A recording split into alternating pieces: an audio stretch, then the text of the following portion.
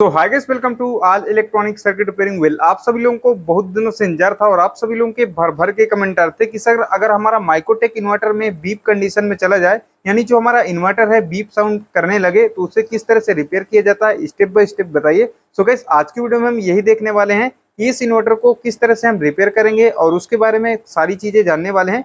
So guys, आप सभी लोगों से रिक्वेस्ट है कि वीडियो को लास्ट तक देखना। जो लोग चैनल पे नए हैं तो चैनल को अभी के भी सब्सक्राइब करके बेल आइकन दबा देना, ताकि इस तरह की लेटेस्ट वीडियो आपसे दोबारा कभी मिस ना होने पाए। तो चलिए गाइस, इस वीडियो को स्टार्ट करते हैं। सो गाइस, जैसा कि आप देख पा रहे ये आपके सामने माइक्रोटेक का 825 बीए का इन्वर्टर रखा है, जो कि इसकी जो पीसीबी की बात करें तो फुली ये जो है न्यू मॉडल की पीसीबी है और फुली एसएमडी पीसीबी है। ठीक है, तो इसी पीसीबी में प्रॉब्लम ये हो गई है कि जैसे इस इन्वर्टर को हम बैटरी से कनेक्ट करते हैं तो इसका आउटपुट पूरी तरह से ओके है, लेकिन जैसे हम इसको चार्जिंग में कनेक्ट करते हैं तो इसमें बीप साउंड सुनाई देती है। तो सबसे पहले मैं इसको टेस्ट करवाता हूँ, फिर इसके बाद स्टेप बाय स्टेप रिपेयर करके दिखाता हूँ।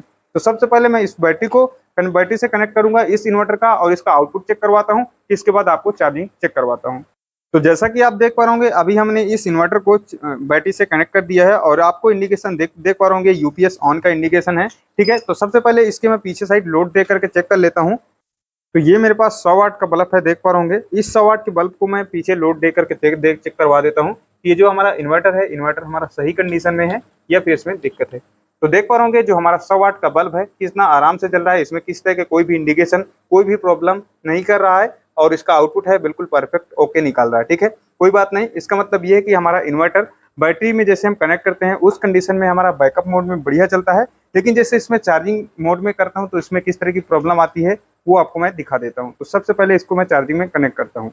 तो ये रहा हमारे इन्वर्टर का मेन प्लग, देख पा रहे ठीक है, ये हमारे इन्वर्टर का मेन प्लग है। अब इसके बाद मैं इसको मेंस में कनेक्ट करते हूँ, फिर इसके बाद आगे इसकी प्रॉब्लम दिखाता हूँ।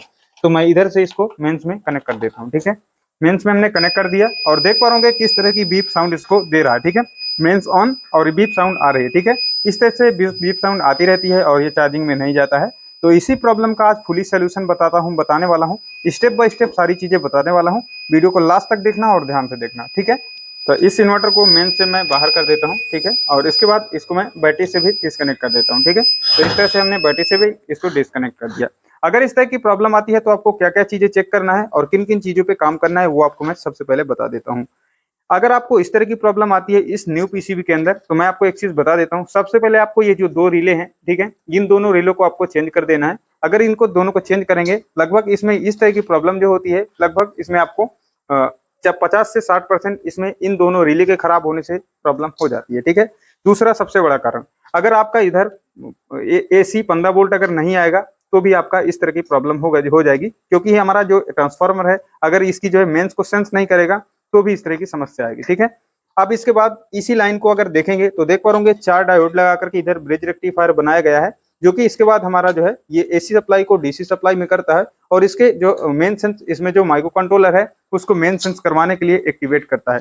तो उसमें क्या होता है कि देख पा रहे इधर आपको बहुत सारी रेजिस्टेंस देखने को मिल जाएगी। ठीक है, तो इधर हमारा 10K की 2 रेजिस्टेंस लगी है और अगर मैं इसका रेजिस्टेंस का नाम बताऊं तो R31 है जो आपकी 10K की रेजिस्टेंस है। तो देख पा रहे इसमें अगर कोई रेजिस्टेंस खराब हो जाएगी तो भी आपको इस तरह के इशू आएगा। ठीक है, तो आपको वोल्टेज चेक कर देना है। सबसे पहले आपको रिले चेंज कर देना है, फिर इसके बाद इसका वोल्टेज चेक कर देना है।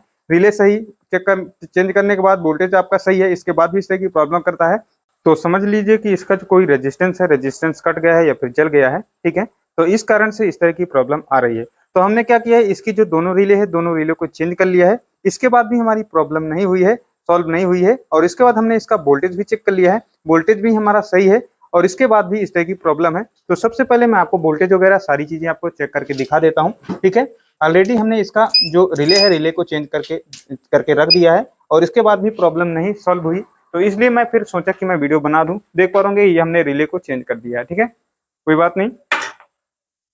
इसका वोल्टेज चेक करने के लिए आपको क्या करना होगा, सबसे पहले आपको अपने इन्वर्टर को बैटरी से कनेक्ट कर देना होगा। तो हमने अपने इन्वर्टर को बैटरी से कनेक्ट कर दिया है और अब सबसे पहले आपको मैं वोल्टेज चेक करवा देता हूं। तो हमारा इन्वर्टर ऑन है, जब तक हमारा ट्रांसफार्मर ऑन नहीं होगा तब तक हमारा सेंसिंग वोल्टेज बिल्कुल नहीं बनेगा। तो इस चीज को आपको ध्यान देना होगा।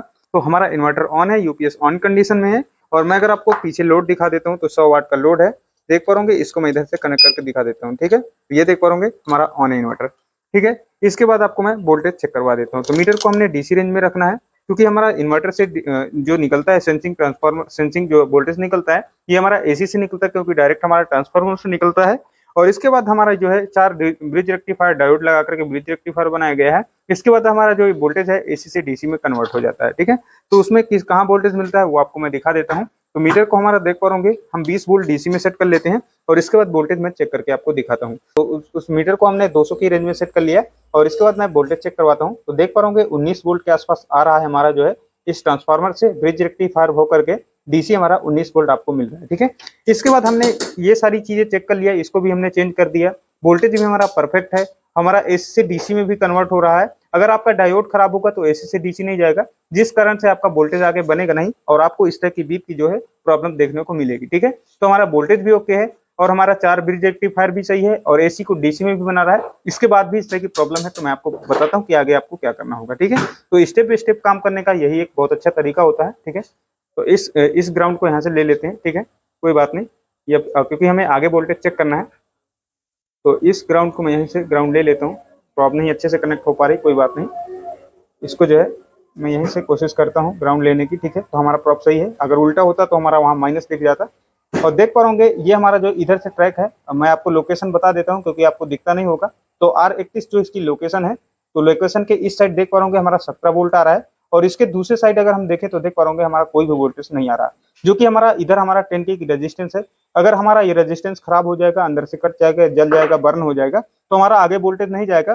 तब तक हमारा जो आईसी है, आईसी चार्जिंग को सेंस नहीं कर पाएगा और आपको इस तरह की प्रॉब्लम देखने को मिलेगी, ठीक है। तो हम काफी देर परेशान रहे, इसके बाद भी जब हमें प्रॉब्लम नहीं मिली तो हमने रेजिस्टेंस को बारी बारी से अच्छे से चेक किया, देखा, पीसीबी से निकाल करके अगर आप इसको चेक करते हैं तो आपको सही वैल्यू मिल जाएगी। पीसीबी में लगे लगे अगर आप इसको चेक करते हैं तो आपको वैल्यू सही नहीं मिलेगी। तो हमारा जो रेजिस्टेंस है, रेजिस्टेंस हमारा खराब हो गया था, जिस कारण से इस तरह की प्रॉब्लम हो गई थी। तो मैं क्या करता हूँ, सबसे पहले एक 10 की रेजिस्टेंस को जोड़ लेता हूँ, फिर आगे आपको दिखाता हूँ कि किस तरह की प्रॉब्लम है। तो देख पा रहे ये हमारी 10 की रेजिस्टेंस, ठीक है, देख पा रहे हमारे पास एसएमडी रेजिस्टेंस नहीं है, जिस कारण से हम इसको नॉर्मल रेजिस्टेंस से भी जोड़ रहे हैं, ठीक है। तो आपको इन्वर्टर को ऑफ कर देना है। इन्वर्टर को मैं इधर से ऑफ कर दिया बैटरी से निकाल करके, और इस जो है रेजिस्टेंस जो हमारा कटा था उस रेजिस्टेंस में मैं इस रेजिस्टेंस को, ये वाली रेजिस्टेंस को जोड़ दूंगा, ठीक है। तो क्या करूंगा, इधर से हमारा जो सप्लाई है, डायरेक्टली जो हमारा सप्लाई आया इधर से, तो इसको मैं कर देता हूँ इधर कनेक्ट, ठीक है। इस जो डायोड है, डायोड पे पॉजिटिव साइड ये हमने इससे कनेक्ट कर दिया, और इसके बाद जो ये हमारा ट्रैक है ये हमारा R31 के इस साइड गया था, और तो हमारा रेजिस्टेंस कट गया था जिस कारण से वोल्टेज हमारा आगे नहीं जा पा रहा था। तो हम इसके आगे साइड इसको इस तरह से सोल्ड कर देंगे, ठीक है। तो ये हमने इसको इस तरह से सोल्ड कर दिया है, और अब देखेंगे कि हमारा वोल्टेज जो है इस तरह से आगे जा रहा है या नहीं जा रहा है, ठीक है। और जो हमारी प्रॉब्लम है, प्रॉब्लम हमारी सॉल्व हुई या फिर प्रॉब्लम इसी तरह की बनी हुई है, तो अभी हम सारी चीज़ें चेक करेंगे और आगे आपको स्टेप बाय स्टेप बताने की भी कोशिश करूंगा और सिखाने की भी कोशिश करूंगा। अब हम फिर से इन्वर्टर को ऑन करेंगे, तो मैं इसको बैटरी से कनेक्ट कर देता हूँ इस इन्वर्टर को, ठीक है। तो इसको मैं अच्छे से कनेक्ट करने की इधर से कोशिश कर रहा हूँ, ठीक है, ठीक है। तो हमारा कनेक्ट हो चुका है इस ये बैटरी से, और इसके बाद आपको मैं वोल्टेज चेक करवाता हूँ, ठीक है। तो ये रहा हमारा ग्राउंड, इस साइड से हम इसको ग्राउंड ले लेते हैं और इसके बाद मैं आपको वोल्टेज चेक करवाता हूँ। तो देख पा रहे हमारा जैसे हमने इसमें रेजिस्टेंस लगाया तो हमारा जो इधर 19 वोल्ट के आसपास आपको दिख रहा था, तो रेजिस्टेंस लगाने के बाद देख पा रहे 12 वोल्ट हमारा फिक्स हो गया है। और इसके हम सेकेंडरी साइड, मतलब कि हमारा जो पहले का साइड है, इस इनपुट है, मतलब इनपुट साइड देख पा रहे 12 वोल्ट है, और आउटपुट साइड चेक कर लेते हैं कितना वोल्ट है। तो देख पा रहे 0.9 वोल्ट, यानी 1 वोल्ट के आसपास जा रहा है, जो कि हमारा आईसी में जा रहा है, आईसी एक्टिवेट करने के लिए ये जा रहा है वोल्टेज, ठीक है, कोई बात नहीं। अब इस इन्वर्टर को हम मेन से कनेक्ट करेंगे, देखेंगे कि जो हमारी प्रॉब्लम है, प्रॉब्लम हमारी सॉल्व हुई तो अच्छी बात है, और अगर नहीं सॉल्व होती है तो इसको हम सॉल्व करके दिखाएंगे और आपको सिखाएंगे भी, ठीक है, कोई बात नहीं। इस इन्वर्टर को हमने रेजिस्टेंस से इसकी जो कटी थी उसको हमने सही कर दिया, और इसके बाद हम इसमें मेंस देंगे और देखेंगे जो हमारी प्रॉब्लम है, प्रॉब्लम हमारी सॉल्व हुई या फिर अभी तक उसी तरह की प्रॉब्लम बनी है। तो ये रहा हमारा इसका जो है मेन प्लग, और इसके बाद मैं इसको चार्जिंग से कनेक्ट करता हूँ और आपको दिखाता हूँ। तो देख पा रहे मैं इस डिस्प्ले को इस तरह से कर लेता हूँ। तो देख पा रहे ये हमने चार्जिंग से इसको कनेक्ट कर दिया है, और देख पा रहे हमारी चार्जिंग भी आ चुकी है, किसी तरह की कोई भी दिक्कत नहीं। अगर आपकी रेजिस्टेंस कट जाती है जिस कारण से फीडबैक नहीं मिला, वोल्टेज फीडबैक वोल्टेज आईसी को नहीं मिला, जिस कारण से इस तरह की हरकत कर रहा था, ठीक है। तो आपको सारी चीजें बता दिया है, बाकी इसमें से कोई भी किसी की प्रॉब्लम नहीं होती, ठीक है। अगर आपका इस तरह से प्रॉब्लम आ जाता है बीप साउंड का, तो मैं आपको सारी चीजें बता दिया हूँ, किस तरह से सारी चीजें स्टेप बाय स्टेप बता दिया हूँ। और ये हमारा जो ट्रांसफार्मर देख पा रहे ये हमारा खुद का ट्रांसफार्मर वाइंडिंग किया गया है। अगर इसका डेटा आपको जानना हो, अगर आपका इन्वर्टर के ट्रांसफार्मर कोई भी जल जाता है तो उसको किस तरह से वाइंडिंग किया जाता है, उसका किस तरह से वाइंडिंग डेटा निकाल जाता है, स्टेप बाय स्टेप बता दूंगा, तो कमेंट जरूर करना है। और गाइस अगर आपको हमारी वीडियो अच्छी लगी हो तो वीडियो को अभी के भी लाइक करना है, जिससे हम मोटिवेट होते हैं और नेक्स्ट वीडियो बनाने की कोशिश करते हैं। और गाइस इस वीडियो को शेयर ज़्यादा से ज़्यादा लोगों तक कर देना है, ताकि सभी टेक्नीशियनों की हेल्प हो सके और उनको रिपेयरिंग बहुत आसानी से सीख सकें। और गाइस डेफिनेटली चैनल को अभी के भी सब्सक्राइब करके बेल आइकन दबाना काफ़ी ज़रूरी होगा, क्योंकि आपके लिए मैं बहुत मेहनत करता हूं और आपको सिखाने की भी बहुत कोशिश करता हूं। ठीक है, तो आप मुझे सपोर्ट जरूर करिएगा। तो चैनल को अभी के भी सब्सक्राइब करके बेल आइकन दबा लीजिए, ताकि इस तरह की लेटेस्ट वीडियो और इन्फॉर्मेटिव वीडियो जैसे ही मैं डालूँ आप तक पहुँचे और आपको सबसे पहले नॉलेज मिल सके।